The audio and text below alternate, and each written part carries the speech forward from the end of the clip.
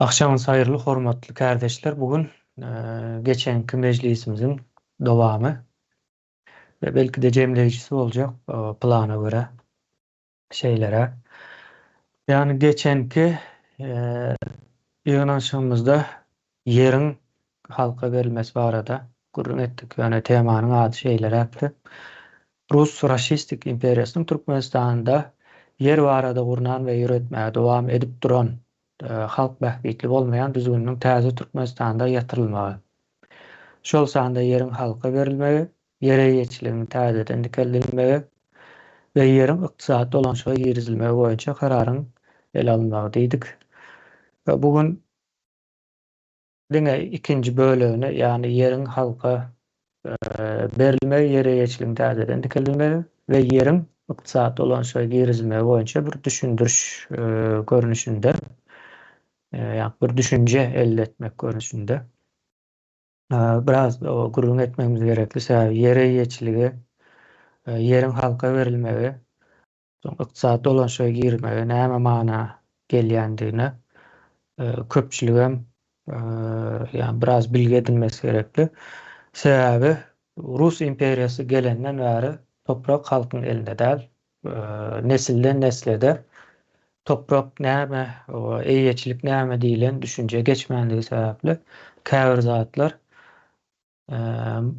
ýa manysyz, ýa düşnüksiz, ýa da bir gyzyk däl ýaly bir näme howan beripdiler. Şonuň üçin biraz bugün ýeriň halka berilenden soň nämeler bolýar, şo barada biraz gurrun etmemiz gerekli. Kardeşlerimiz hem öz düşünjelerini, pikirlerini biraz goşup bilerler berilen, aýrylan wagt boýunça. Soň bu mesele boýunça ses berilişe gidýäs. Ses berilişiniň netijesinde de bu ýygnaşyk jemlenýär. Şeýle indi bu taýda goşulmaly zat geçenki nämäde salgılansak bir Rus imperiýasy gelen wagtyna topraklary halkyň elinden alyp başladylar. Aslında diňe topragam däl, mal, mülk, ýene-de näme bar bolsa halkyň elinde hemmesini aldylar. Imperiýalaryň umumy bir häsiýetdir. Bu tapawdy ýok. Arap imperiýasy gelen wagtam şey etdiler. Ondan soň eğer Britaniýanyň imperial nemelere gelen olsa olaram şoňa benzeş zatlar ederdiler. Tapawdy ýok. Umumy imperiýanyň häsiýeti gelen wagtyna elinden hemme zat almaly. Sebäbi elinden hemme zatyny almasalar sen güýçlenip ýene-de garşysyna çykyp bilýän. Hatda şeýlere bir ýagdaý 1916-njy ýylda başlaýar.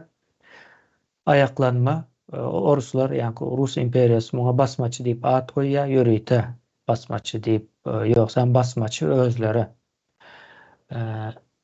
1938-nji ýyla çelli, yani Ikinji Jahan uruşuna bir ýylga alýança dowam edýär, belki ondan soň biraz dowam eden bolmagy mümkin.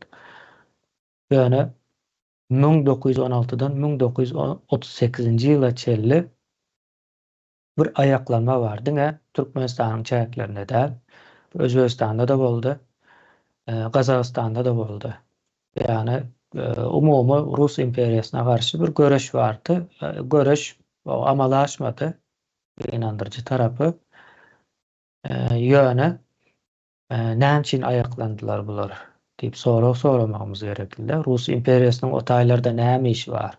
Näme üçin Moskwadan durup çykyp gaýdyp Türkmenistan ýaly guşgy iň uç noktada şo taýlara baryp adamlaryň ellerinden topraklar alyp, malyny, mülküni alyp özlerine hem soň gaýdyp şol öz topraklarynda kul edip, ýa-ni arendadyr, potratdyr, ýene nämedir diýip dürli atlar goýup şo topraklarda kul edip işletdiler.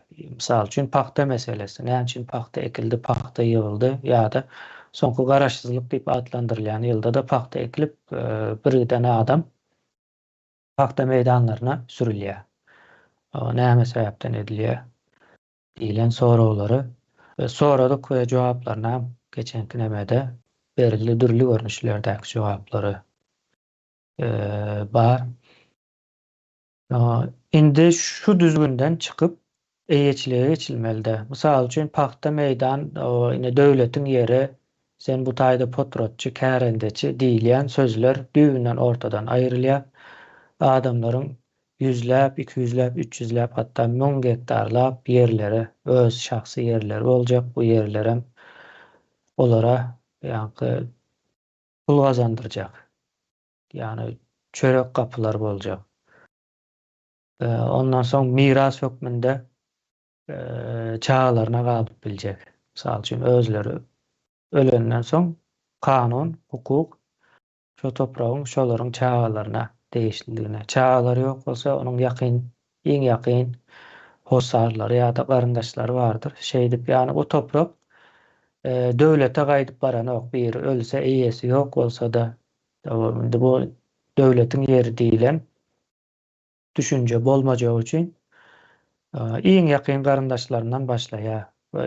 Hiç bolmanda daýzasynyň ýene bir zatynyň ogly bir zatlar bardyr. Şolara paýlanyp miras hökmünde gidýär. Ýani maksat bu taýda topragyň elmide ama halkyň elinde galmasyny mümkin etmek. Mysal üçin şeýlere zatlar boljak. Sonda toprak özüňki bolsa, o nämeler bolar diýip siz hemen gurrun berersiňiz. Ýa-da şu toprak halkyň elinde däl nämeler bolýar.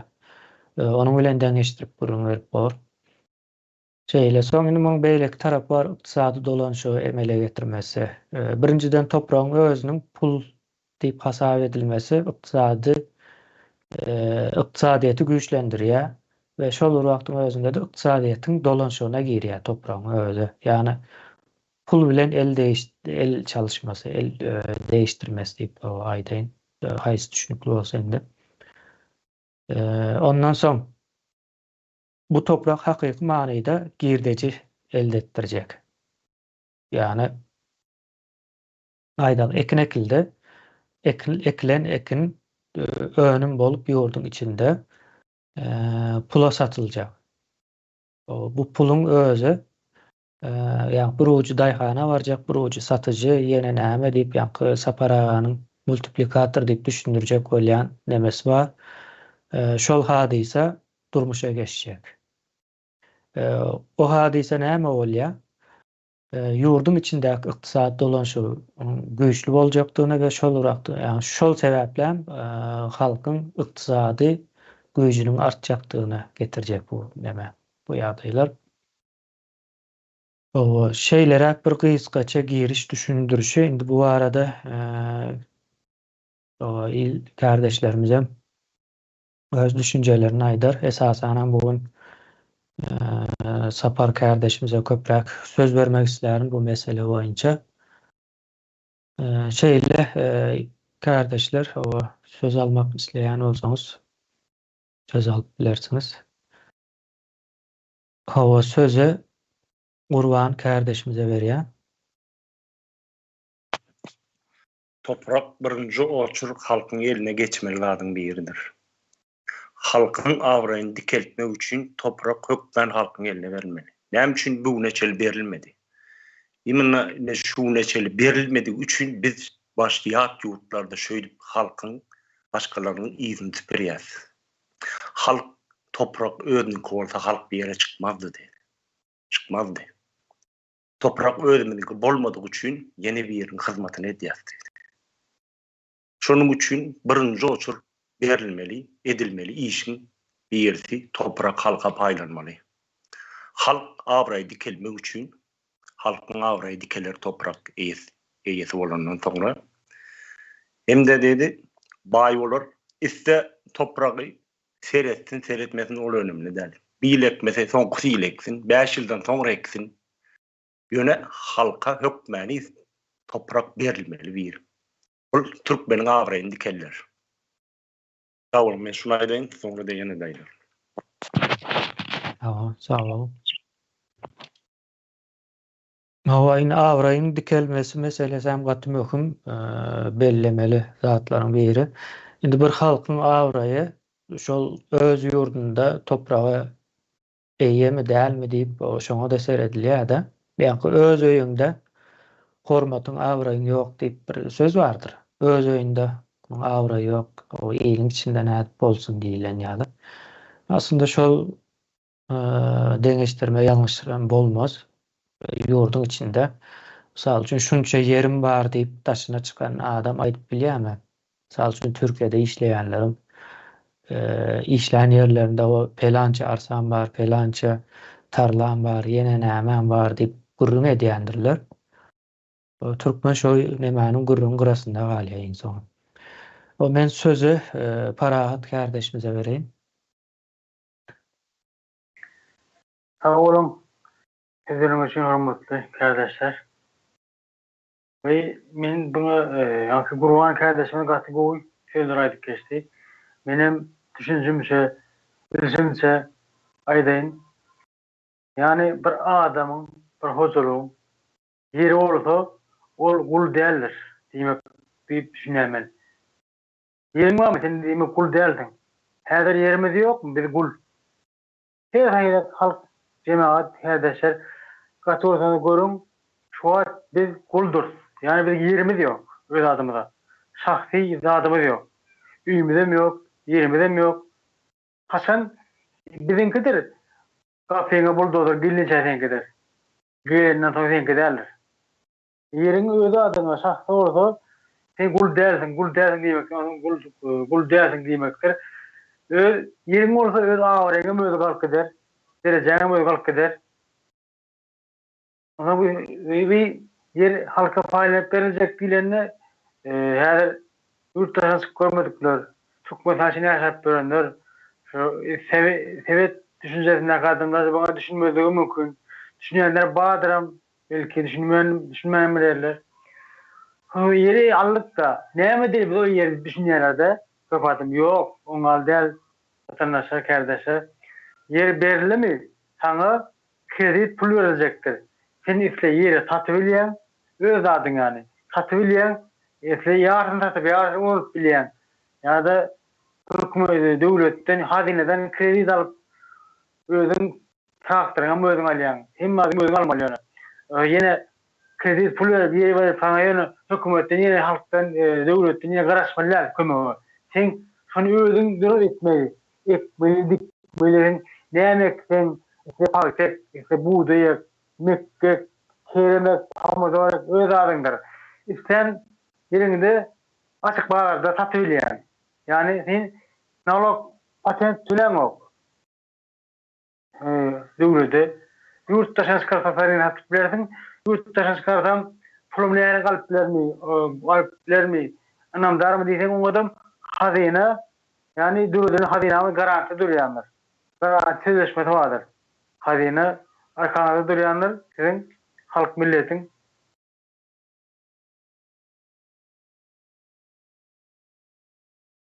Ana men diýmek istedim, meni üstüne ýetiren şu açyk aýtmak atdym. Kardeşler, sağ olun dinleýän üçin. Sağ olun. Sağ olun. Sözü Hayat kardeşimize vereyim.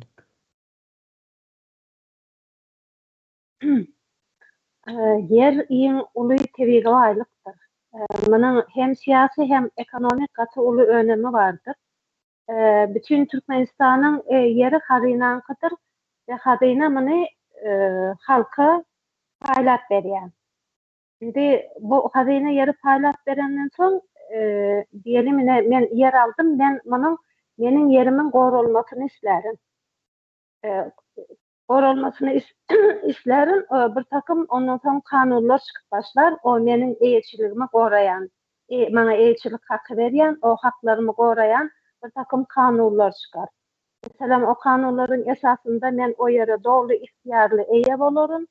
Men o yeri ullanyp bilerim. O yeri gerek bolsa arenda berip bilerim, ýa-da satyp bilerim, islesem miras galdyryp bilerim. Men onuň dogry ihtiýarly eýesi bolarym. Indi şimdi Türkmenistanyň şu wagt ýagdaýyndan çykarmak üçin bazar eýetçiligi gerekdir. Bu bazar eýetçiliginiň ilkinji şertem eýetçilikdir. Eýetçilikdir, neme? Azat ticaret we azat bahadır. Ondan soň bu men yeri diýeli aldım eýetçilige. diyelim Türkmen halkı yere aldı eýçiligi. İsteyen onun üstünde jaý gurar mesela. İsteyen bir zat eker, isteyen arenda verer, isteyen satar. Şuların her haýsy bolany indi şu ýanky aýdallamyň aýdan hereketlerimin hemmesi eýýän muny bu deme ekonomik dolandyrşa girýär, dolanşyga girýär bu ýere eýýän. Ondan soň bu yer dolanşyga girenden soň konkurensiýa dörek başlaýar. Konkurensiýa dörenden soň eýýän neme ekonomika ösüp başlaýar. Ekonomika ösüp başlaýar we nemeler dörek başlaýar da bu kere eýýän nemeni yer eýesiniň şahsy bir gyzyklanmasy bolup başlaýar. Men o ýeri näde rasional ullanyp bilerin, efektiv ullanyp bilerin, nädenimde bu yer maňa has köp girdeci getirip berer diýip eýýän yer eýesinde gyzyklanma başlaýar. Ondan soň neme de başlaýar? Bu meselem ine şeýle diýelim, bir yer eýesi bir nemeler, näme diýeň, meslek diýil ýa-ni näme diýil ýa-ni. Men meselem üzüm ekjek, üzümçiligi östürjek ýa-da başga biri näme diýen çöller bolýar, çölde mallar, mal bakjakdyr, maldaçylyk uğry nemetjekdir, ösjekdir. Ýa-da bir ýerde biri neme süýtten peýnir öndürjekdir, peýnirçilik önemi başlajakdyr. Şeýle aýry önemçilikler ortaya çykyp başlamaly. Benim diýjeklerim şundan ibaret. Sağ olun. Sağ olun. Sözü söhbet kardeşimize vereyim. İslenip bu ülkede yurtta, devlette bolsun tapawdy ýok. Ülke diwalar berde. İslenip bu ülkede devlet sistemasyny guran wagtym şu devlet sistemasynyň ýanyna birinjilik bilen gurulmaly nemelerin biri ýa edilmeli işlerin biri ýa-ki yer reformasy bolup durýar. Reformasy möhüm zatlaryň, esasy zerur zatlaryň biri bolan üçin şonuň bilen deň hatarda eşitdiler diýilýär türkçesi. Şonuň bilen deň hatarda neme gitjeklerin bir nemesi yeri halka bölüp bermek meselesi. Yeri halka bölüp bermek meselesi diýilende şeýle neşe ki alıp ulany berdiýilen nemeler ýok. Onu elbetde hazyna berýär, hazyna berişýär. Şoň nemesini nähile edip bermeliliginiň hakyna yer eýesine berişýärlegem şu yerden geljek girdiýi nähile ul meşhurde bolýarlegem şu yer eýesine berilenne şoňa çykdaýjym. Şoň geljek girdiýi bilen deň bolmasa da şoň bäri ýany ýagdaýda çykdaýjy bolýar. Elbetde bunun hazyna garşylaýar. Ýöne yer eýesine berilenne esasy döwlet sistemini, döwlet sistemasyny hakykatdan gurmak nemesiniň manysyny berýär we ýa haýat ýerleşmelerini aýdyp geçýär. Bunyň ýa hukuky tarapyny saglanmasy gerekli bolup durýar. Esasy elde berilmesi, ýani hukuk tarapynyň işlenilmesi gerek bolýar. Elbetde bunun işlenilmeli meselelerin biri ýöne yer reformasy, yer eýçiligi geçilende jemgyýeti hakykatdan dönmek manysyna gelýär. Türkmenistan häzirki wagtda yurttaşyny akyn edýärler. Ýani bir kardeşimiz aýdyp geçdi. Eger yer eýçiliginde, yer eýesinde bolan wagty yurttaşyna çykma potensiýaly ýok. Ýani heslenlik yurtda şonýalyk yer eýesi bolan ýurtlarda heslenlik näşolar ýalykdyr. Sebebi yer eýesine eýçiligine geçilen wagty o ýerde önümçilikler başlajak, önümçilikler nähilek bolup başlajak. Meselem sen yer bar aýdaly, yer bar sen ýöne şol ýeriň üstüne näme ekjek hakynda sen biýsa bilen. Elbetde bir ekim ekip bilersiň. Ýöne hemme kişi bir aýakdan daýhan bolup bilmez bir ýurtda. Şonuň üçin yer nime edilen wagty bular üçin şo ýeri nähilek ulanyp boljakdygy hakynda ýürüýte danışmanlar bolar, ýani şirketler, kiçirak hususy nemeler bolar. Şo şirketler hem şo danışman esasynda, gürleşik esasynda şo ýer nähilek ýagdaýda ulanyp boljakdygy hakynda eýelerine neme geçirirler, maslahat geçirirler. Eger men ýalňyşmaýan bolsam şeýler akmy kardy ýani. Ýalňyş bolsa aýtyp geçirdiňiz. We önümçülük bazı iqtisadiýat ýola goýuljak. Türkmenistanda häzirki wagtda dollaryň 2 kursy bar diýerler. Hem gara bazar hem bank hasaby. Ýöne gara bazar işleýär Türkmenistanda. Näme üçin? Gara bazar esasy nemelerin biri bank hasaby göz üçin görkezlen bir zat. Ýani bular ýaly zatlar bolup bilmem mümkinçilik bolmajak. Sebäbi bazı iqtisadiýaty geçilýär o ýerde we ýani pasport meselesi bar. Türkmenler ýurtdaşyna çykyp pasport berilmeýän ölenler Türkmenistan watandaşlaryna türkmen häzirki wagtda goşadyrnak için näkiler pasport meselesi hem o ýerde aýryljak. Sebäbi ýurdun eýsien bolýan hökümetem däl, döwlet işgärleri hem däl, ýene birler hem däl. Toprak seň elinde barmy? Dogry diýmek sen şo watanyň eýesi, sen şo topragyň eýesi diýmekle manysyna gelýär. Hiç şular aýt geçen. Netrandım. Malya. Sözü Ýeňiş kardeşimize bereýin. Ine şu wagt bizde altyn asyr döwrü diýäsä biz ýurdumuzy altyn asyr döwrü. Indi bir ýan tarapdan hem näme şu ýeri işleýänler bardyr. Kärendeçilere de daýhanlar diýäsä. Ýöne bizde daýhan ýok. Bunu Sapara adam aýdyp geçdi de geçen gerek. Batrak var bizde. Türkmenistanda şu wagt hakyky bir daýhany ýokdur, batrak bardyr. Ählijet batraklardyr. Ýani biriniň ýerini arendasyna işläp berýän, uçypsuzda hak alýan. Indi ýere ýetine geçilen wagt meselem adamlarda şahsy ýerler bolandan soňra şahsy hassahanalar döräp başlar. Şahsy okullar döräp başlar. Hünär berilýän ýerler döräp başlar. Ýani yer berilenden soňra sen hemme mümkinçiligiň açylýar-da. Şu wagt türkmeniň halky doly gariplaşmakdan hem aňyry gitdiler. Indi bu halky biraz tirsegine galdyrmak üçin sen her birine aýratyn pul paýlap bermersiň, yer berersiň, hadyna da kredit berer. Şondan soňra halkyň özü ayağa galar. Emma häzirki ýagdaýymyzda seredenimizde aýtýarlar hiç zatsız galym diýip şolar ýaly hiç zatsız garlykda ýagdaýyny tapan ýurtdaşyna gitjek bolýarlar. Indi yer halkynky bolandan soňra şu wagt biziň serhedimizi ýa-da ýurdun için gorajak eskerlerimiz bardyr. Esker diýer ýalan däldir. Görüp barny görüp gaýdýandyrlar. Kimseniň çagasy uruş ýok ýerinden ölüp ýyzyna gelýändir. Yer halkynky bolandan soňra ýurdum halkynky bolýar. Şoň üçin halkyň özüni ananjak, öz ýurduny gorap biljek eskerler de bolar we bu eskerleri enzam bilen üpjün edip biljek. Belki de özleri ine şu wagt insansız uçarlar öndürilýär. Köp ýurtlarda, ösen ýurtlarda bizde de çykar. Podatlar sebäbi ýere ýetip bolan halk öz näme şahsy okuw jaýlaryny da açyp başlarlar.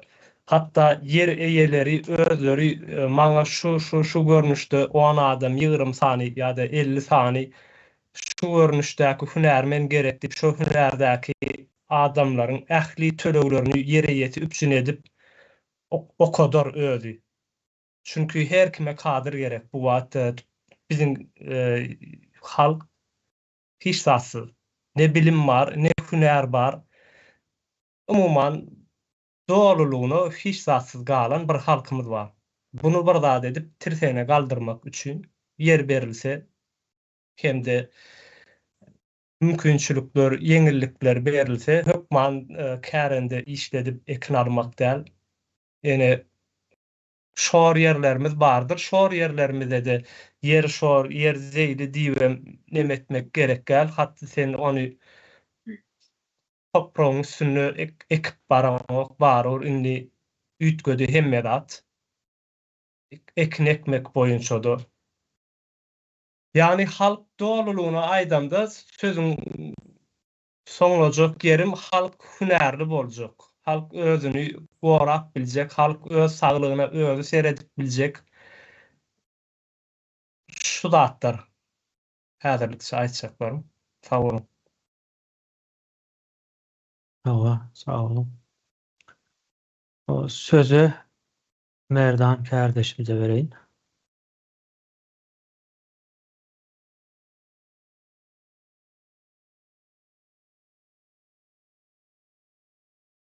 Şeýle o düşünje var da Hı hı. adam doğulanda öz hukuky bilen ýani haky bilen ýaşamana bolan haky bilen doğulýar. Yani doğulan üçin ýaşamana hak edinýär. Yani doğuşda bilenler. Şimdi şu başka da düzgün var. Bir ülkenin ýaşaýjysy yurt eýesi statusynyň hukukyny toprak eýetçiliginiň neme diýär, yani edinýär. Onuň şeýle yani status diýdik-de, yani şahsiýet, yurt eýesi. Bular hemmesi jemlenýär da, yani toprakdan gaýnaklanyp gelýär. Toprak eýetçiliginiň bu topraklaryň indi şu wagt Edil Türkmenistanda Rus imperiýasynyň bolan üçin topraklar ýaşaýjylaryň elinde däl, yani imperiýanyň elinde. Bu topraklar berilmeli değil ya, bu topraklar berilmeli değil de gaýdyp gelmeli bu topraklar ýerine. Öz hak eýesine yani. Şu ýurdun ýaşaýjysyny yurt eýesi statusyny bermek üçin toprağa eýe bolmaly da. Indi bunyň ekonomik taýyna seredip bilsem, öz düşünjem aýdynda. Yani yurt eýesi kim bolup bilýär bundaky şu statustaky nemeler var, häsiýetler var da. Birinjilik bilen erkin adam bolýar, ýa-ni adam. Yani öz pikirini aýdyp bilýän, yani öz halkyna ziýanly bolmadyk, yani topragyna ziýanly bolmadyk girişimlerde, yani teknologiýa bolsun, ösüş bolsun, ya modern bir sivilizasiýanyň bir getirýän önümler bolsun, şo wagtlaryny öz ýurduna, halkyna peýdasyna getirip biljek bolsa erkin adam döremeli. Yani erkinliginden soňuny başyny nemeden alyp gelýär, yani toprakda näme edip biler, ekip biler, zawod, fabrik gurnap biler, ya institut gurnap biler, bilmedim investment yani daşyndan getirip biler, yani kaçma tarımda ulanyp biler. Yani erkinliginiň dowamyny üpçüne diýär, yani toprak. Erkinligini dowam etse de yani yurt eýesem gapdanda durýar. İkisi bilerek görýär. Erkin adamam aklyny, bilimini ulanyp yurtdaşyna çıkıp önümçilik eder. Önümçilik etsen yurdun öser, ülkeň güller. Yine de şu hemmesi yani kaýtýanlaryň hemmesi ýene şu toprak eýetçiliginden gaýnaklanyp gelýär. Şu wagt şular aýdan soň ýene üstüne goşan.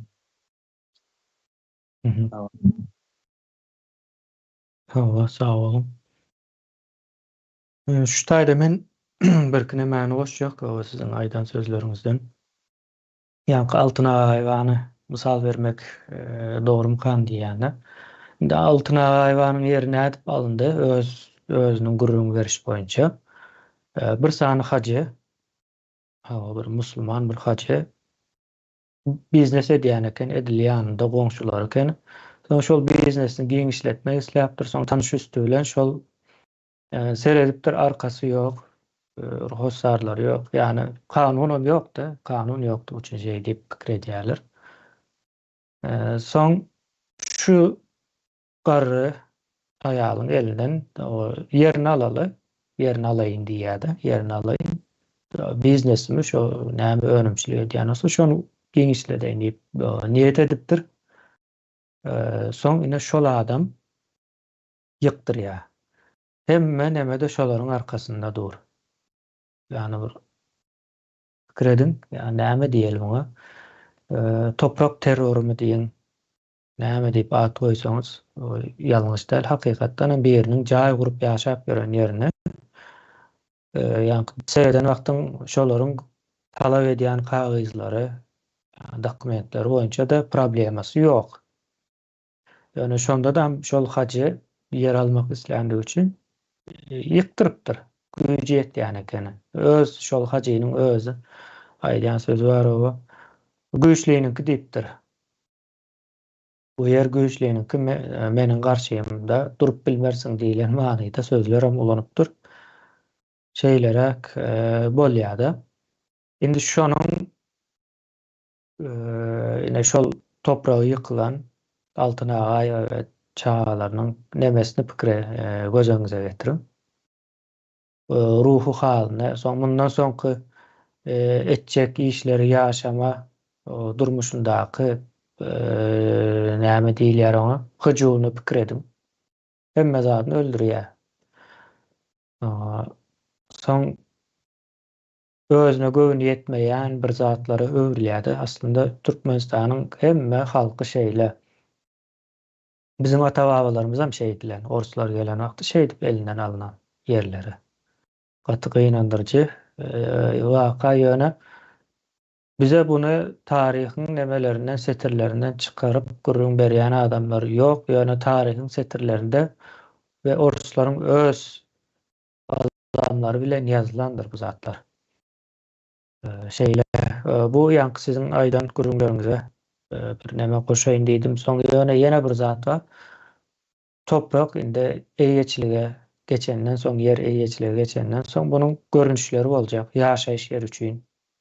Misal üçin ýaşaýyş yerleri hem 3-4 görünüş aýrylýar. Owalar, ul şäherler soň orta derejeli. Ne owa ne şäher yerler bolýar-da. Olar hem öz işlerinde aýrylýandyr. Ondan soň ekinçilik yerleri var. Ekinçilik yerleri kiçik bolmaýar, gaty ulu bolýar, ulu göwrümli. Ondan soň maldarçylyk yerler boljak. Maldarçylyk yerler has ulu bolýar.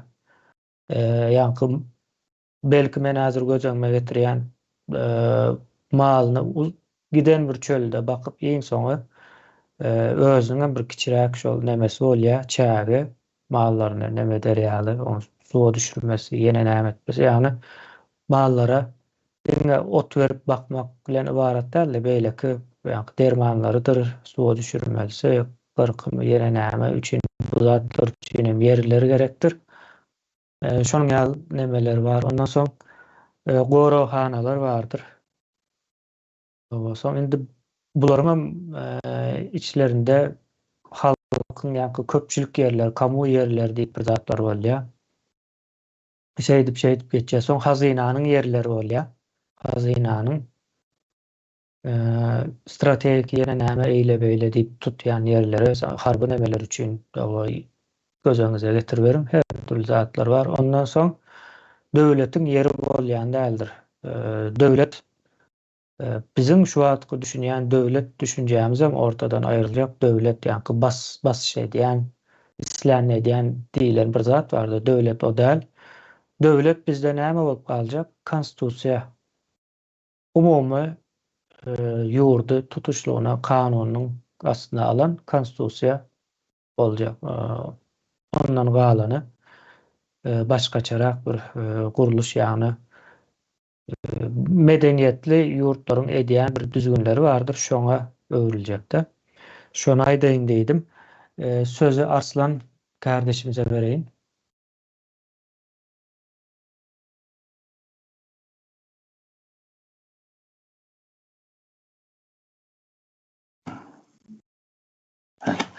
Indi açıldı. Kardeşler, men iň soňky temamyzyň iň soňky sözlemine bir düşündürüşümi ve durmuşumda bolup geçen bir zady gülüň beresim geldi. O yer iktisady dolandyrışa geçirilme bu neme boyunca düşündürüşdik. Indi bu taýda ildeşlerimizde sorak göreplerdi. Bu soragam nerden gaýnaklanadı? Orus dövründe diňe aýdýardylar, yer halka berilse baýgaryp bolatsak diýip. Bu bir neme sömürgenin bir priýomy bolan üçin şu ýalňyş düşünje oturtulyp geldi bize. Baýgaryp döresek erwet zat ýaly edip görkezip. Indi durmuşumda bolup geçen zattan gözüm vermek istediğim yeri şu taýda. Dünya pazarı vardı da çerçevede. Önemli bir gürünü nedentim bunu. Şu tayda her kimde bir DNA'lı bir 20 kvadrat metre yani bir maşının alayan yeri de şoňaly yeri bardy. Şol adamlaram şol yerinden başkalasını baktı, ekledi, öýlentirdi, oğlu gizini zat etdi. Bu tayda adamlarda neme vardı? Bir söz kullanıtlarda şu menin yerimdi. Şimdi şu yankı menin yerim diyen sözü elbette GTT'nin yani Guramaçılıklı terör toparını ve olanın eğesi Kremlin'i bu korkuzayan sözler. Ondan sonra yankı yerin meniki diyen düşünce ulu halk meşberinde yayramazlığı için zatların ömrüne alıp gelirlerdi. Her türlü yollar bilen. Indi şu dünya pazardan yenen bir kızıklara misal resim gelen yeri yankı dünya pazar teze açılan vakti adamlar bu katı uzak şehirden bu barış gelişi kıyın oladı. Birisi benim evimden 20 kilometre, birisi 10 kilometre uzakta deyip herkese nemeler edildi. Son bir gördüler ki yankı pazarda az vakt geçenden adamlarda yer yoktu. Başka adamlar gelip söyletmeye yer olmadı. Ondan sonra yankı pazarının yeni bir kızı var. Teze açılan vakti adı teze pazardı. Sonradan bilmedim 6 aydan 1 yıldan sonra mı adı dünya pazarı oldu. Şimdi Mengzeşirak yeri de hazır. Şunu koşup geçeyim dedim. Ondan sonra yeni bir demesi vardı. Şol pazardaki oturan adamların men yerim deyip şunu gorayardılar. Köp adamlar zadet etti de benim karındaşım var, prokurorya Mehmet'in karındaşım var deyip korkuzup ya yankıla tanışlarının üstüyle yer alacak olup birini korkuzup şoňaly nemeler vakalar ken olup geçti. Uruşlar, davalar, cenceller. Ama hiçbirisi yerini aldırmadı ve vermediler. Bu halkta egeçilik duygusunu emele getirmek, düşünce emele getiriyordu bu zatlar. Indi yenen bir zadı var. Yankı pazar dünya pazarda 1 metre yer sonunda $1000'a çıktı. Käbirinin 5 metre yeri var, käbirinin 10 metre yeri var. Bu şonun ýaly gazanç hem islendik vakti satıp ya alıp bilen ene şoň ýaly bir nemelere öwrüldi de. Elbette yer tapmak kıyındı şo yerde. Çünkü hem kime gerekti de o yer. Yani bizerde hem bize hazır teze Türkmenistan'a guruturuz. Şu an Mengzeşirak yeri var bolan için ayıp geçen dilimde şu dünya pazarı misalını başta adı teze pazardı, son dünya pazarı öğrüldü. Bizim teze Türkmenistan misyalı. Ondan son yerde yankı halka yer eğiçiliğine verilse halkta hem yankı kardeşlerimiz ayıp geçti şahsiyet göreceklerdi. Eğer her kimin yeri olsa öz yerinde işleyecek, öz yerini geliştirecek, yeni bir zat edecek, yankı bayacak da yankı adamlar. Şimdi yer ege çıkan adamını bayitadı. Elbette biz hazırlıkça yerimize ege çıkarmadılar. Her türlü yollarla. Şu an için biz hazır ya Türklerde işlepiyoruz. Ve yankı yer egeçiliğinde olan vakti bizim hazırki illeşlerimizin köpüsü ya yalaka ya bir dönükçülük edip garası öz halkına ikilik edip dönüklük edip yöremezdiler. Yerin diyecek olanım şunun yalı bir gücü mü karşılıklı bir beriyen peydası mı diysem şunun yalı insanın ömründe nemesi var da koşantılar var. Hazırlıkça şular aydın dedim. Ya sağ olun. O sözü Sapar kardeşimize vereyim.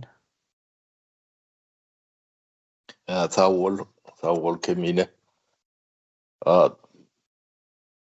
Yer toprak meselesi Türklerin tarihinde atarlar oyu. Çözülmedik meselen çözgüdüdür şey. Şunu aşağını çizayın, yani iyileşlenmeden şun katı önemliliğini her sağda geçti de men olur kaytalap oturmayın. Ne toprak reforması yani geçmeyen ya bağlarık saadetine geçip oluyor ya kanuni devlet yani kanunun üstünlüğü karar edilip bilinen devlet formatını geçip biliyor. O ya millet adat erkin kararsız olup biliyor. Ne bunu son 30 yıl bir de praktikada suud etti de o eşretli yaşayışa da yetip olan ok. Çolon hem meclisin başında yani toprak reforması o toprağın halkın eline geçmedi divaydayın. Şu toprak halkın eline geçmeyen karşı dört bilen o keni adat bolup bilen yok. Erkin bolup bilen yok. O sidi hukuk kanun orap bilen yok. Siz öz yani şahsiyetinizi öz tüngenizi diyenden çağağınızı demeğinizi sonra mı orap bilmeyen yağdaya getiriyen ekende. Yani şu dağıtılan hem beceri 30 yıl bundan ön ilki edilmeli edimin biriydi. Şu edimi ben beylikli atları edip olmayanlarını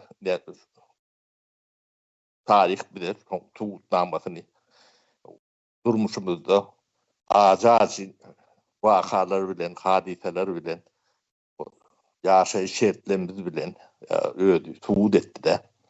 Çünkü bu tarihi meseledir. Yönü bir küçücük bir neme değerler. Şu mesele çözülmeyen Türkmen'in hiç tadının çözülüp olmayacağını ne tarih geçen son 30 yıl.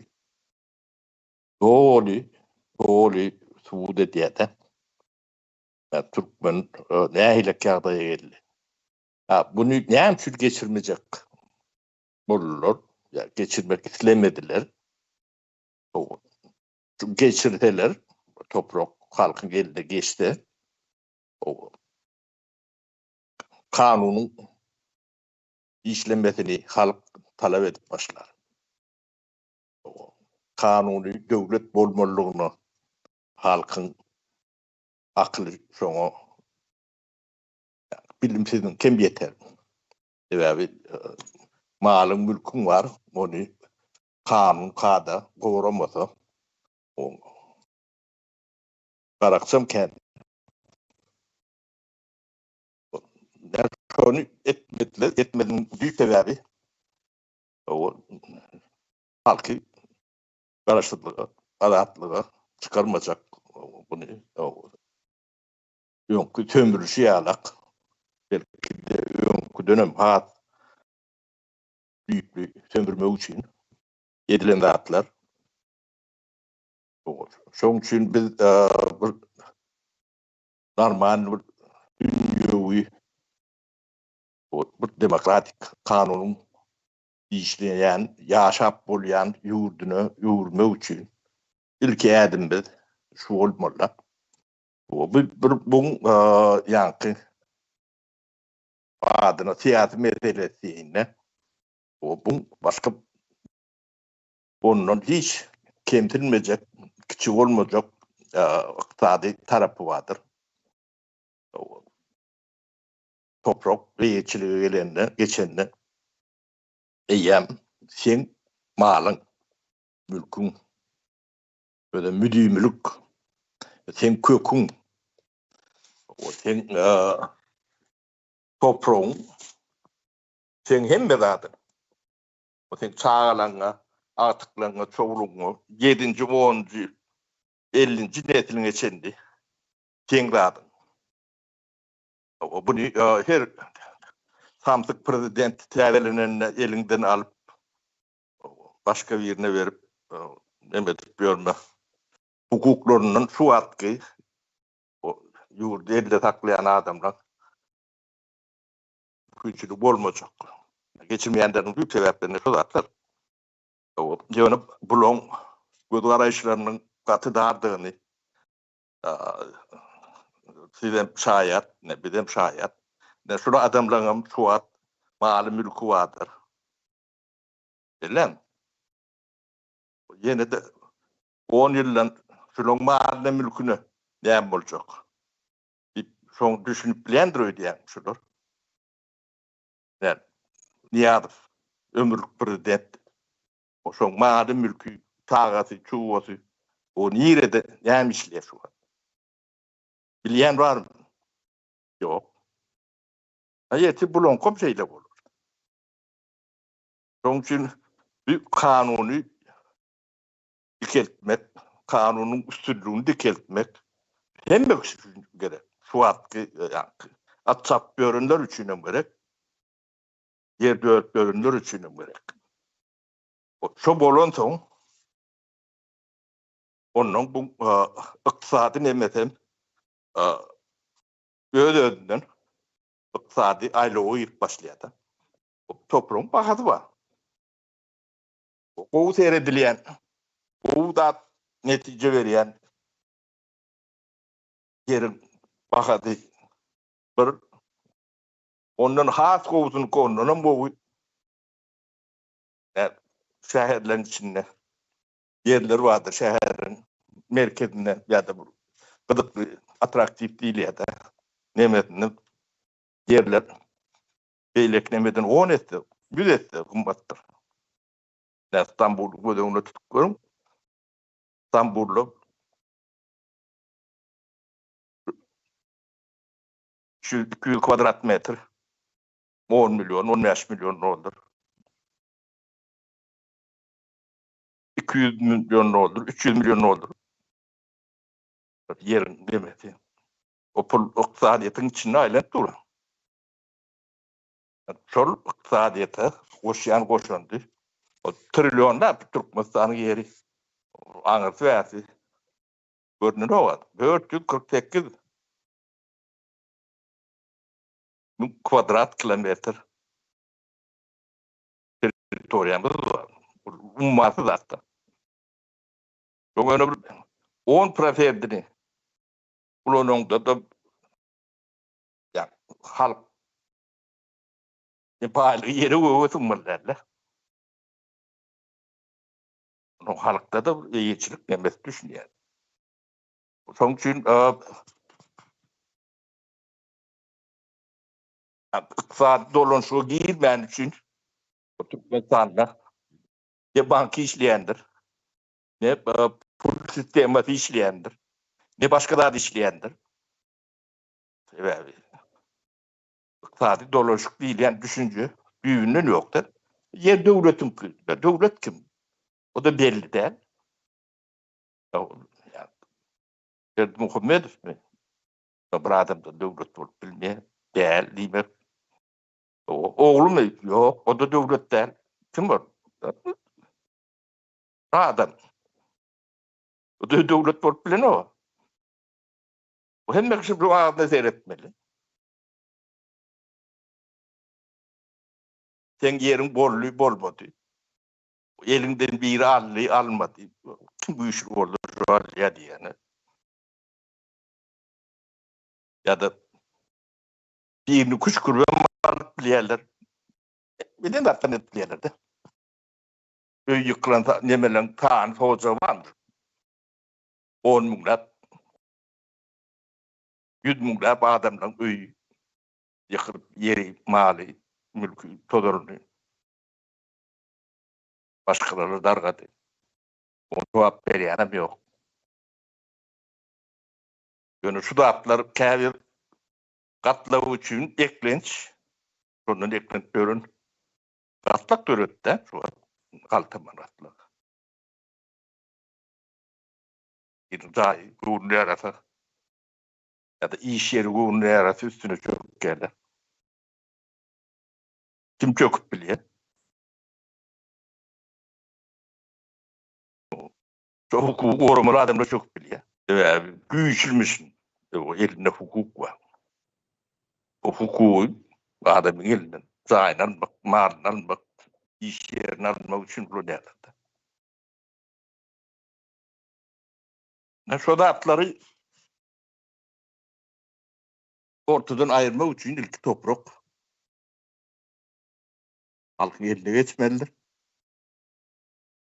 Son kanuni, düzgünü, yani eşliği var, memur var, işlemelidir. Ve bunu etmedi. O sen bağlılığın üstüne gezmiyorsun, o bağlılığın hiç adı diyaran o. Şu an tutmasından toprak saat dolunuşuklu. Yüz yıllap yok. Onun bolturum bolmandır. Onu bileyenem yok.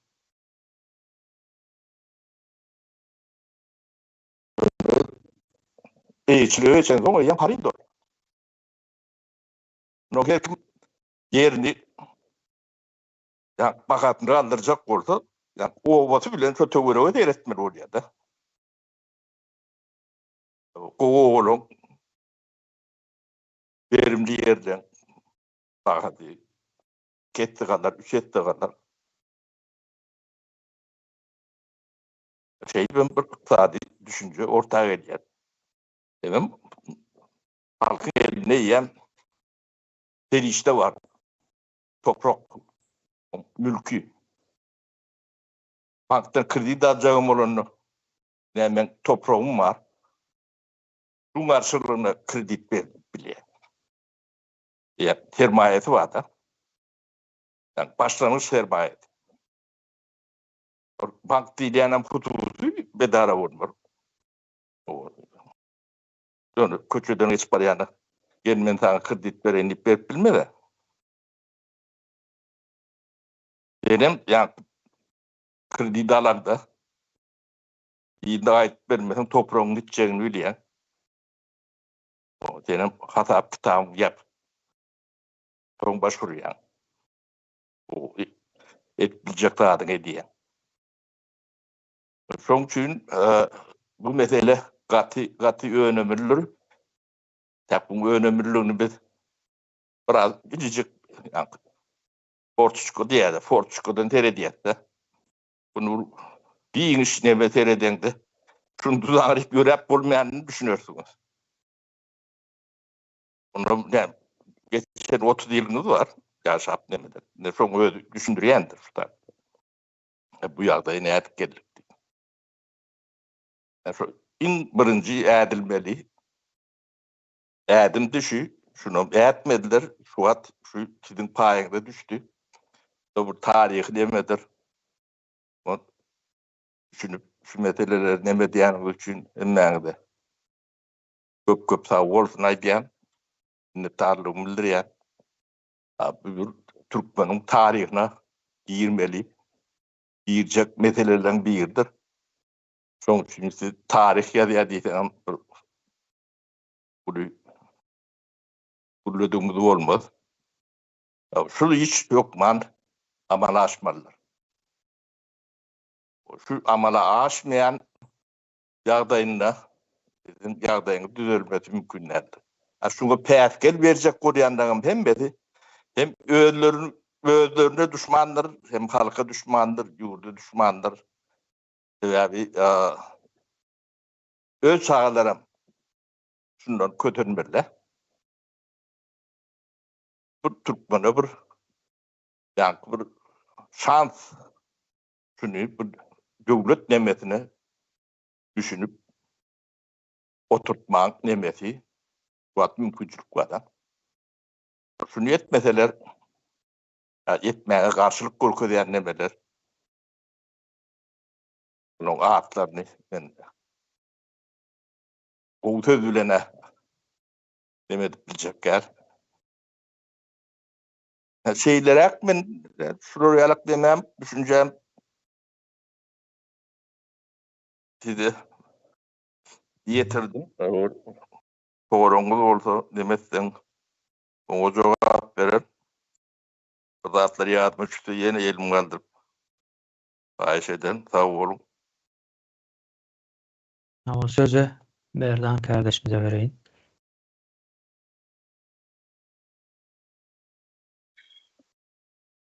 Şimdi toprağın eğiçliğine geçmegini getiren kärler diýip yani. İl vakitle. Indi şey halkın setinin ta Türkmenistan ideyasında il kuruluş sistemi var da indi şonam grup bilecek, şu kuruluşu grup bilecek ve devam ettirip bilecek. Yine de şu yurt üyeleri yani duran yerine yaşayan yerine layık olan adamlar devam edebilecekler. Şolum bir getiren kärri yani peydasy diýip yurt üçün. Ondan yani toprak kısadi dolanışıma getirýärdi ýa-da. Şu taýdende men düşünçüm boýunça neme var? Teşvik edýän var, öndürücü var, ondan tüketici var.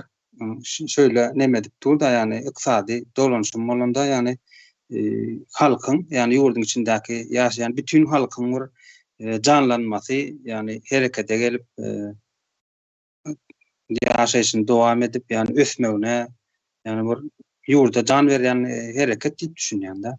Yani bulam yani toprak eýeçiliginden gaýnaklanýar diýip düşünýän.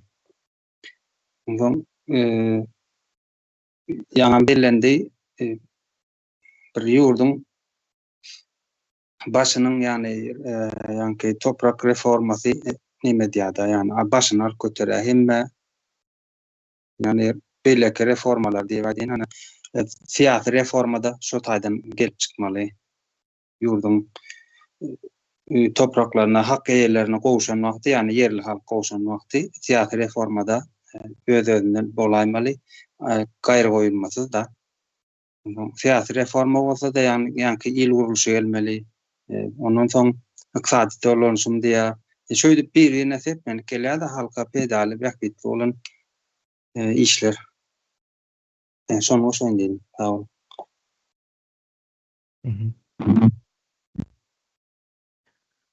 Sağ olun. O sözü Muhammed kardeşimize vereyim.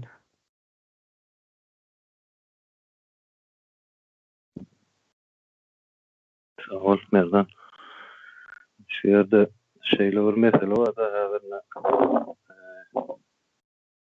eğildik başlasam şu eýeçilik düşüncesi hakkında birazcık neme misal verecek bolýanda hazır eýeçilik düşüncesi bolan bir jemgyýet var bir gatdalda misalymyzdan bar janly misalymyz görkezip biljek yerimiz iň bir hazır dünýäniň ýüzünde ösen köp şu taraplara geçmek islew bildirilýän tarap Ýewropa bolup durýar. Birinji misal şol eýeçilik düşünjesiniň ösen ýeri. Indi eýeçilik düşünjesi bar bir ýer bar, bir eýeçilik düşünjesi ýok gerem. O diýmem näme bir ýurdy misal alsak häzir eýesiz diýmek. Eýesizlik düşünjesi bar o ýurtda. Bizim Türkmenistan'da, Türkmen cemiyetinde eýeçilik düşünjesi bolman üçin şo ýurt eýesiz. Eýesiz bir ýurdun yerlerem eýesizdir. Ýoly, mektebi, hastahanalary, häzir mysal hukmda alyp biljek hemme nemelerimiz, strukturalarymız eýesiz şo taýda. Şoň halyny şu wagtky ýagdaýyny görüp oturýarys. Eýesiz ýeriň ýagdaýy näýlek? Eýesiz ýerde hakykatdan hiç ýeli şo ýeriň nemesi ýok, bahasy ýok, hiç ýeli. Bir gymmatlygy ýok. Şol düşünjäni arasalmak üçin şol misal hökümde biz görüp bilýär, deňeşdirmek üçin gaty ösen ýurtlar, şu ýurtlaryň hemmesinde de şo eýeçilik guruluşy, eýeçilik düşünjesi bar bolan täpli şu ýurtlar şo ýagdaýa geldi. nirde eýesiz, toprağa eýesiz, ýurda eýesiz, o ýurtda ýam görülip otur halkyň ýagdaýy, umumy jemgyýetiniň ýagdaýy, diňe Türkmenistan däl, başga da bir giden ýurtlar bar, şu görünüp duran ortada. Şu taýynyň ýaşaýjasy, men toprağym diýip ýapyşara hiç zady bolmagan üçin birinji mümkinçiligi tapan ýagdaýynda şu ýurtdan mudamlyk göçüp gitmekçi düşünjesi. Şeýler ýagdaýy bar, ýetçilik duýgusy diýilýän düşünjem. Ýer eýesi bolan bir adam ýam pikirlenşen başgaça bolýar, dünýä garaýşa başgaça bolýar. Has bir uzun ömürli planlar durmuşa geçirýär. Ýene bir şu günüň aladasyny etmeýär, geljek meseleleriniň amaladyny edýär. Ýöňüne ully nemeler goýýar, maksatlar, täze has uzun pikirlenýär da bir ýyllyk ýa 5 ýyllyk pikirlenen, 50 ýyl, 100 ýyllyk pikirlenýär. Ýerge ýa hakyky ýerge bolan adam. Şu düşünje şu wagtkyna alınıp barlayan meselem we tuğulur neme bolup durda başlangyç. Ben şonu goşmak istedim. Sağ olun. Sağ olun. Bu sözü Umyda kardeşimize bereyin. Ýa söz alıp da elini düşürmedikleri elini düşürse gowy bolar. Barşyk emele vermesin. Bizlerin milletin şunun ýaly bir hesiyeti var da, bütün ömür yemin içmin jay gurýarlar. Berdene Türkiýede yurtdaşyna çıkan ildeşlerimiz işlep, çağalarına, maşgalasından ayrı kalıp, öý jay guryn dep, şunun ýaly ayrıçylyk ýaşaýarlar. Ýene şerde hazır Altın Agaýewa ildeşimiz näme belep geçdiňiz mysal getirip, ýene şu Altın Agaýewa sesini duyurup bildi, video çekip meseleni yüze çıkarıp bildi. Ýöne 1997-98 ýyl aralary Çerjürde köne ady Uçpunkut, ýöne täze adyny bilmeýän, şerde näçem bir owadan näme jaýlar bardy gurulan. Şular ýykyldy, şu jaýlar ýykyldy. Ýöne şular şu wagtda hiç kime öz derdini düşündirip sesini duyurup bilmediler. Soňa şerde hazır şu jaýlaryň ýerine sentralny park edip kurdular. Park boldu. Soňa mene Hivinka, Uralka diýen bir ýer bar, Çarjun. Şerde näçe ýyllar geçdi. Men çağa wagtlarym şu wagtlaryna şu jaýlar 70-nji ýyla suw basandan soň gurulan jaýlar, Hivinka, Uralka. Ýene şerden köprü geçjek dep adamlara täze jaýlaryny gurmağa izin vermeýärler. Şu köýüne şu taraplara geçip görseňiz öýler ýykylyp ýatan öýler köýüne. Soňam aeroportda, köýüne aeroportdyň daça diýen aeroport daçasy diýen bir ýer bar. Şerde hiç bir näme damoy kynişkan berilmeýär. Ýöne adamlar şerde ulu edip jaýlar kurdular. Ýöne satypan bilmeýärler, bir dogry düzgün ýaşapan bilmeýärler. Gorky içinde ýaşaýarlar. Hökümet istem wagtda gelip alyp bilýär o jaýlary, topraklary. Ýöne hazır şu bir sorak çıktı da mele geldi. Ýene damoy kynişka diýerler, soňam order dep näme bar. Adynda diýerler şu. Adynda bolsa, näme üçin ýeri alýarlar adamlaryň elinden, öýüni alýarlar. Sorak soňam şu sebepden adamlar halka eýeçiligine, toprağa eýeçile bermeli dep düşünýän. Soňam siýanky soramam sapara berdim eğer jogap berse. Sağ olun.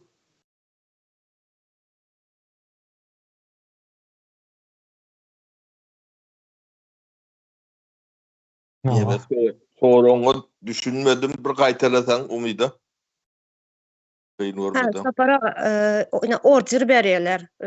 Damoy kynişka bar, order bar, öý adynda diýerler. Ýöne öý adynda bolsa näme üçin alýarlar, öýi ýykýarlar. Näme üçin alyp bilýärler bu öýi? Düşündüm. Ýeme.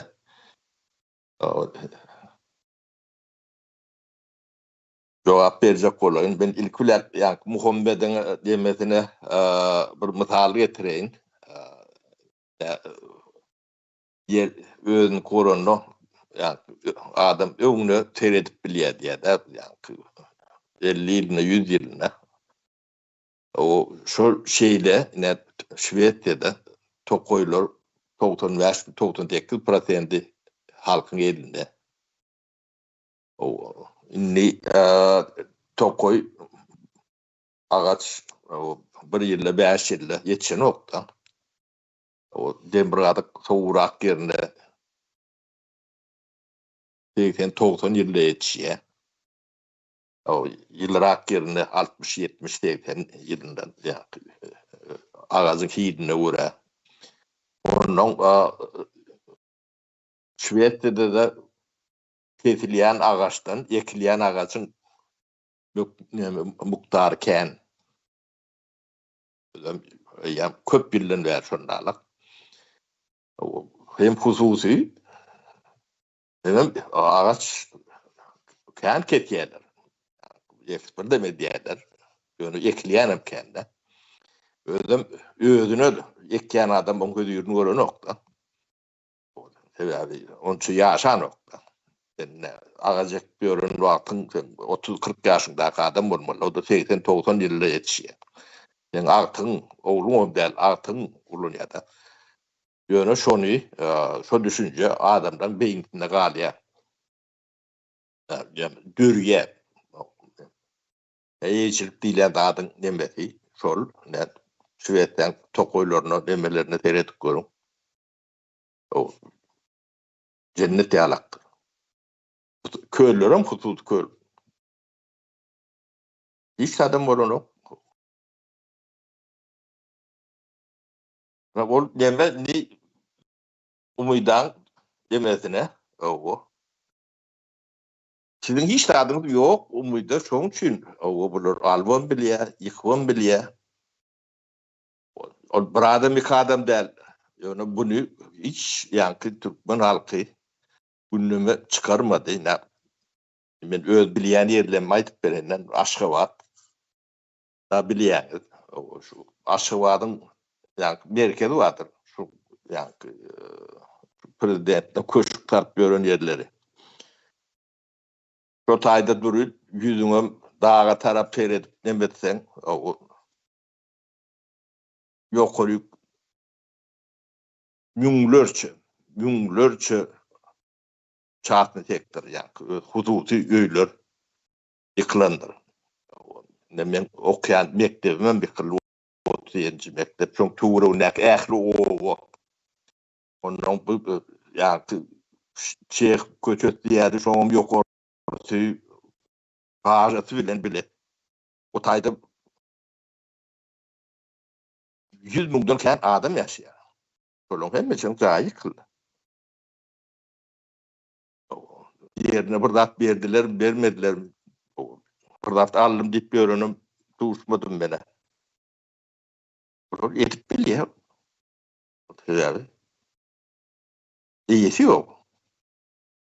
Eýesi men diýär-de, şu ýurdun başyna gelen, men. Eýesi elligine bilen o. Orada da keldi ýok. Ýöne şunu kän gündeme çıkarıp, hem üçün bu beýle, bu beýle bolup bilmez, diýilen gurrunlary kän edilen ok. Edilmeýäniň sebäbi eýçilik nemäň nämedigine. Türkmenen täkin-täkler düşünmedi, kıyın boljak sebäbi 150 ondan kän hiç malymyz, mülkümüz wagtlaýyn, bir nemäňe ýeter ýalyk, atyň çoğluğun senden soň kulun aladasyny etmäge de lokan düşünje neme kalmady ýalyk derejä etdirler. Şu wagt türkmen ýeter alada diýenler edip bilen ok. O kırçis demesem diýen ok. Men hökümet, men döwletiň eýesi diýip ýören kömýeten ok. Yetmeýän bolmaly. Şoň eline maly mülkü jaý nemet. Eti näme bolýanyny bilýän.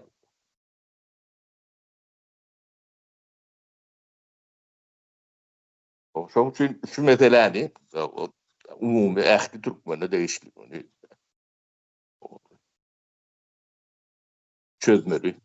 çözmän o türkmen adama mort bilen okda olmasa sor.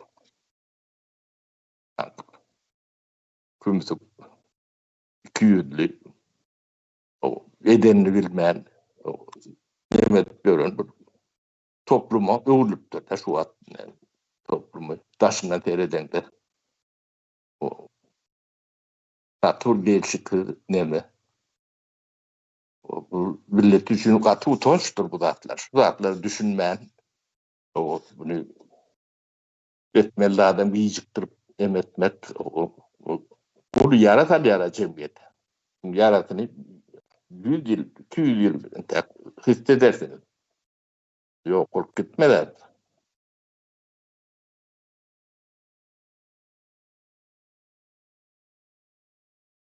Hoştayda o nemedele kan uzatmadın sapara. Vaktimiz bolup geçip var ya. Ses verişe gitmemiz gerekli. Umit kardeşimize vereyim sözü. Benim şu eşçilik barada öz pikirime başlıkçı da şu görüp duruşumuz yani bu 3 punktta yaşanan adamların öylerini elinden alıp yıkıp yumurup şoň ýaly olay yine de Denöde de yaşandı. Taydan yol geçirilecekti. Bu näme diýmek bolýar?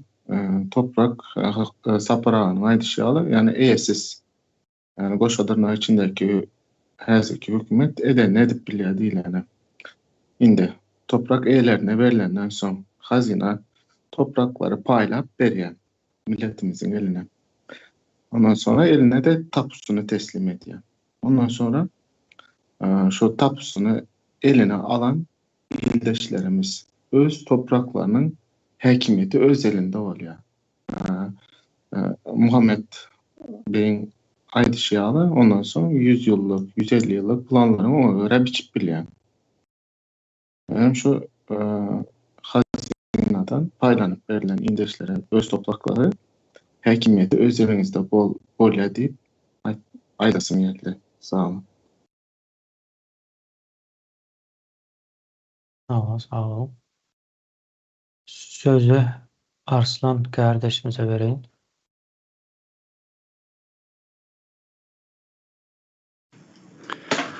O kardeşler bir koşasım geldi benim yine de.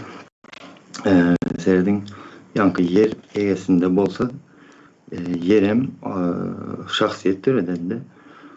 Şimdi bu tayda bizim yağdayımız neyle? Biz men esasen bunu ulu meçberini erkeklerden görýände yere eğe çıkma borcu erkeklerin vezifesi deyip ulu meçberini. Indi seyredin bizde yerimize eğede çıkıp bilemiz yok. Ne de maşkalamıza eğe çıkıp bile oturpumuz.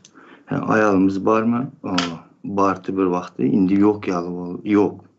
Yani menik yalı oldu indi yok da. Indi köp şun yalı maşkalalar. Indi berde diyecek olyanım biz şu yerimize eğe çıkmasak şu vaktlar tiz yine de bir uzak değildir bir 5 yıldan bizim kızlarımızda şun yalı bir düşünce olup başlar. Yani hazır var bir hel düşünce. Radno yerim, çujo yerim, şun yalı düşünceleri vardı. Ucu dörep başladı. Yine bir 5 yıl gitse şimdi bizim kızlarımız hem açacak da şey deyip sen durmuşa çıktın mı deyip ova durmuşa çıktım.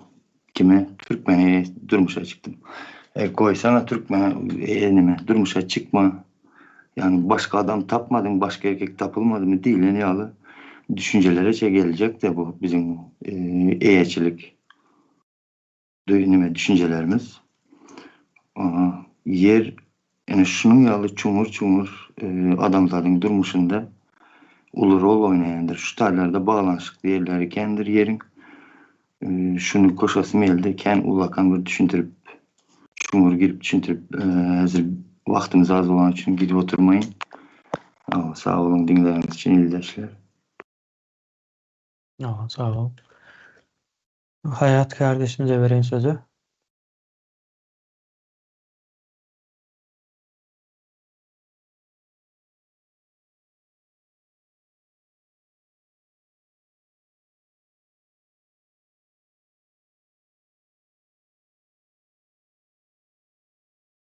Ses gelen ok.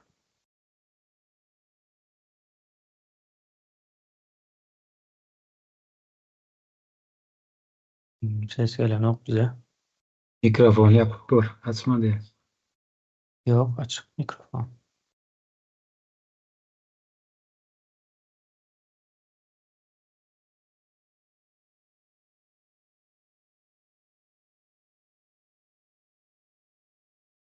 Yok, gelen ok ses.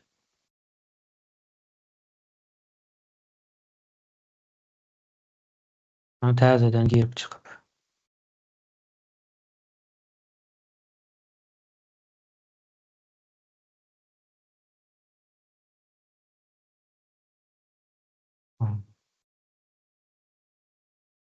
Indi böyle gelýär ses.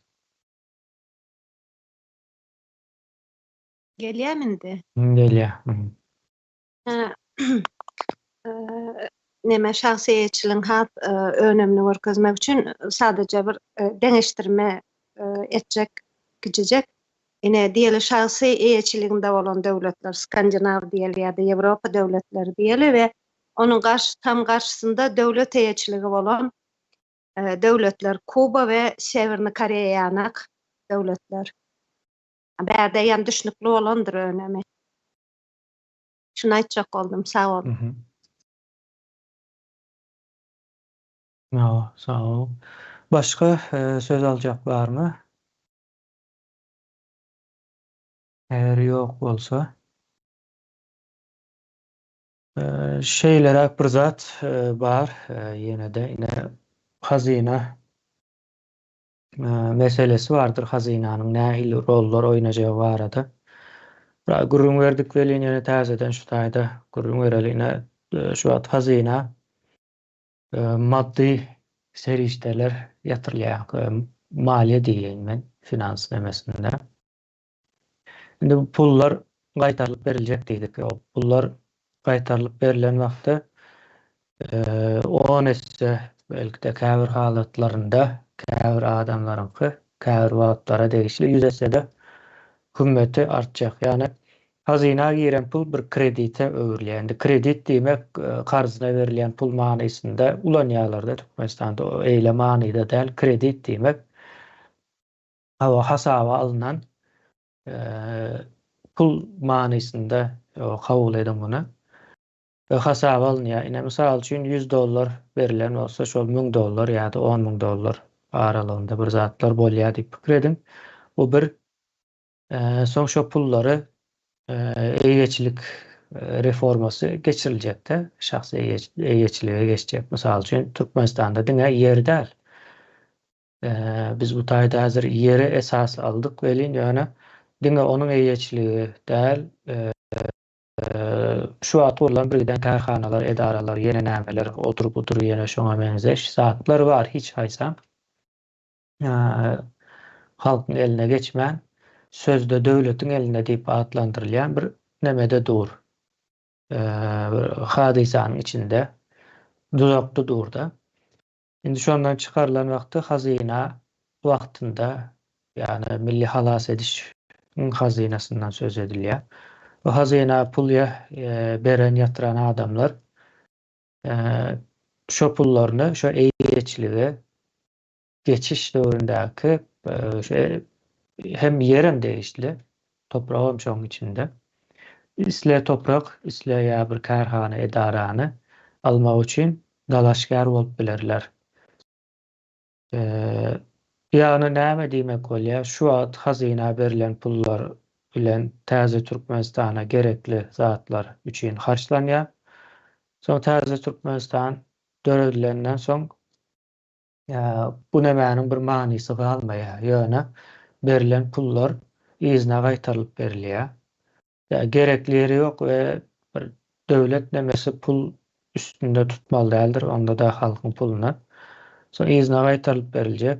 O izne gaýtarylyp berilen wagtda döwlete täze Türkmenistana eden hyzmatlary diýilip ýa pullary 10 esse çelle köpelip bilýärdik-de. 10 esse belki de 100 esse nemesine göre. Soňra şo taýda da gaty ulu rol oýnajak häzirki hazyna meselesi. Şol sebäple her bir berilen pulun öz belli alınýan nomerleri bardyr. Ýa fakturasy, kwitansiýasy berilýändir. Ve web sahypalarda da açyk ýazga geçýändir. Web sahypalarda da durandyr. Şol sebäple edilýär bu işler. Ýani soň ýene-de bir zat bar. Şol täze Türkmenistana goşandan goşup hereket eden adamlaryň öňjelik nemesi ýa birinjilik beriljekdir. Mysal üçin toprak eýeçilere geçirilýän bolsa şol ýere nemede göreşen hyzmat eden adam bar bolsa nowat şoňa berilýär. Ara şondan galany alyp bilýär-de. Şeýlerek bir nemede biraz çylşyrymly we köprek gurrun edilmeli meseleleriň biri bu aslında. Diýip şu taýda bu meselene ara goşaýyn diýdim. Iň möhüm meselelerinden biri Türkmenistan paýlanmaly diýip bir söz var. Biz hem onu ulanýardyk. Ýöne bu söz dogry söz däl. Paýlanylmaýa hazyna iň soň satýar bu yerlere. Satan wagtda iň dogry adamlara birinjilik bilen berilmesi gerekli. Hazyna üçin kim iň dogry adam? Türkmenistanyň halas edilmesi, Rus imperiýasynyň gol astyndan çykarylmasy boýunça hereket eden adamlar iň dogry adamlardyr.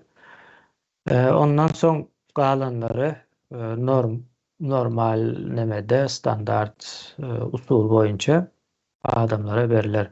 Onuň daşynda ýa-ni şu wagtky ýaşap ýören ýa-da mellek diýip berilýän yerleriň üstüne gurulan jaýlar bardyr we beýleki jaýlar bar. Soňra mellek diýip 18 ýaşyny dolduran adamlaryň adyna berilen dokumentli yerler bardyr. Şolaryň adynda we elinde galmaga dowam edýär. Onuň daşynda emmesi satışa girýär. Hatda biz onu gurrun näme etdik? Ýeri nädip eýeçilere geçirjek diýilende 50 milyard dollary çelli. Ýörüýte ýeri şahsy eýeçilere geçirme krediti ýa-da programmasy boljak diýilipdi. Ine şu taraplar bar. Men birazrak şonuň gurrun açylarmykan diýdim welin. Gatkan emosional taraplara gidildi. Olam gerekli ýöne bunuň bir tekniki tarapy öňe çykýar şu wagt. Emosiýasy onuň ýüzünden gelmeli. Şonu belläýin diýdim men sözü Sapar kardeşimize bereýin. Ol kemine ýaňy hadyna barada gurrun etdiň.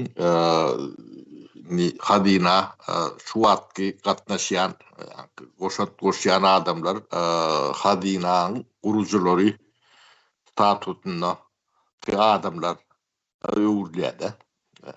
Hadyna halk tarapyndan gurulýar. Manasyny berýändir. Şonu neme diýdim-de.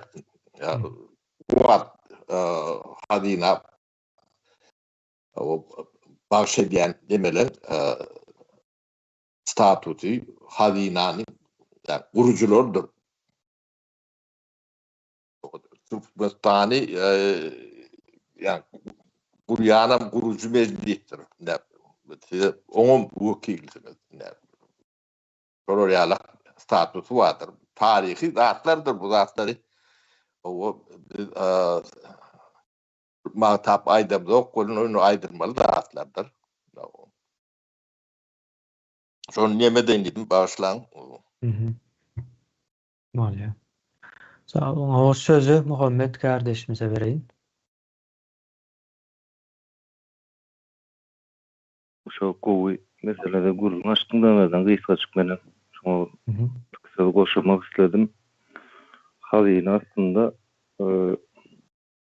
Asıl maksady hazynaň bary bolmagynyň häzir şol halkyň bähbidine hyzmat etmeli. Hazynaň asıl maksady häzirki döwürde Türkmenistanyň Türkmenistan halkynyň sesi nämesin diýsek bolýar. Halkyň sesiniň öle gurulyp oturan hazyna häzir halkyň bähbidine hyzmat edip otur, uly bir bähbide hyzmat edip otur hem her bir teňňes diýip şeýle her bir şoň näme goşulýan, ýerilýän, uradylýan pullar her bir bölegi, her bir teňňesi hasapda durandyr, hasaplydyr, eýeçilik gözü bilen seredilýändir. Şoň özüm näçe eýeçilik gözü bilen seredilse şonça da uly bähbitler bardyr. Näçe Türkiýanyň taryhynda Kurtuluş Söwüşi diýip bir söwüş bolup geçenler şu taýda bir video YouTube kanalynyň video görende şeýle rahat öňümden çykdy şu söwüşde halkyň üstüne de halkyň şeýle bir ene goşulypdyr. Her bir maşgala bir tane eskeri geyindirmeli diýilýär bir şuňaly şu taýda halk tarapyndan bir goşunt goşulypdyr da şoňam ertirkün ýurt düzelenden soň şol her kim goşan degen bolsa şoň adam ýankaly şol nemesi garşylygy berilipdir şoň. Kän bir detaýlaryny bilemek ýöne şoňa bir bölek geçdi. Misal hökümde şonam goşmak isledim. Sağ olun. Sağ olun. Unda Sapara. Kemine bir näme ýa başlangıç sermaye bilen başlaýar. Her bir işem hazyna da şu wagt üýşen deme başlangıç nemedi. Sermayesi.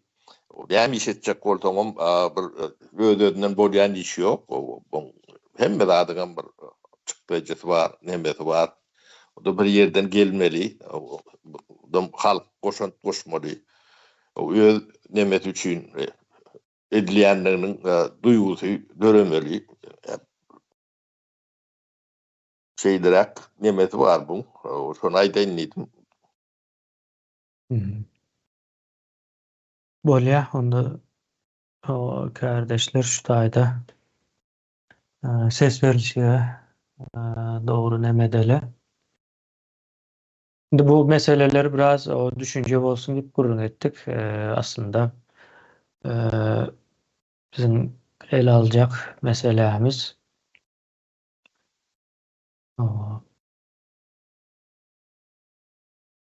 Rus Raşistik İmperiýasynyň Türkmenistanda yer barada gurunan we ýöretmäge dowam edip duran halk bähbitli bolmaýan düzgünniň täze Türkmenistanda ýatyrylmagy şol sanda yeriň halka berilmegi, yer eýeçiligiň täzeden dikelilmegi we yeriň ykdysady dolanşyga girizilmegi boýunça kararyň ele alınmagy diýilipdi. Bu esasda ses berilişi ideýas.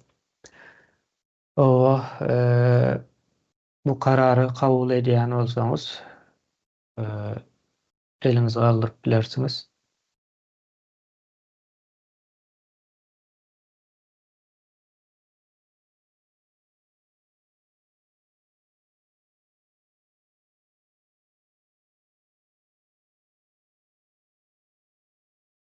Elini aldyryp bilmeýän sesini açyp ýazyp biler ýa-da şu taýy SMS ýa-da onam ýazyp biler. Türlü kynçylyklar çykýar.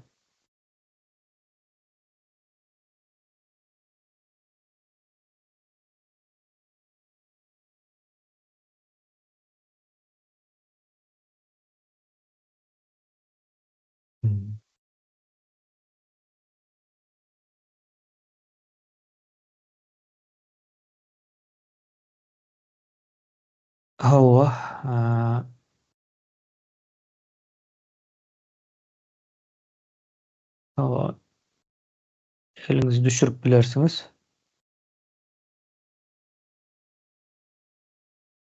Elini aldyryp bilmedikler, duýdurup biler.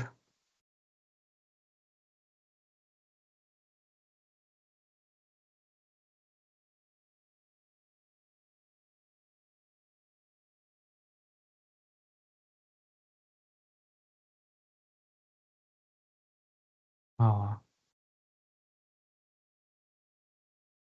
Ya emmekim elini düşürsün.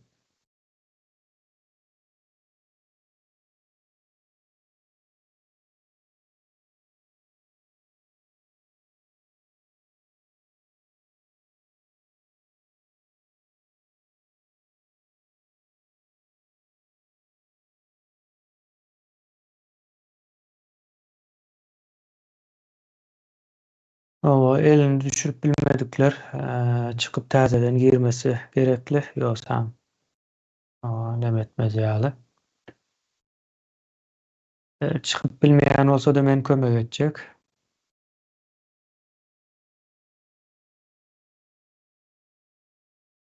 Täzeden özüňiz girersiniz.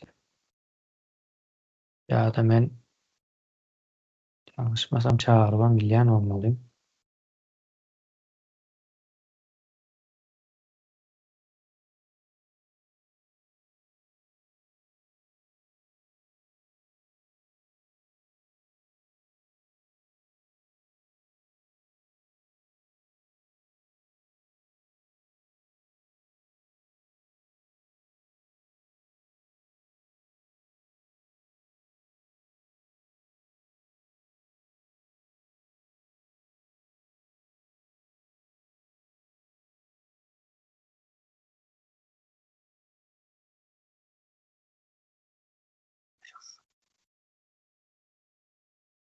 Garşy çykan bar bolsa elini galdyryp biler.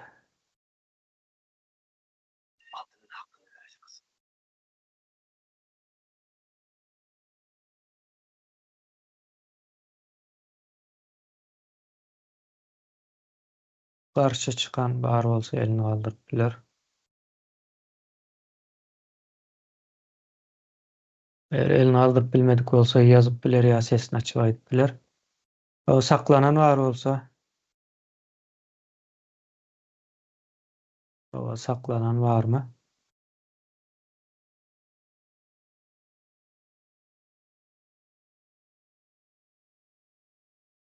Sağ olun. Kardeşler şu taýda ses berilişi tamamladyk.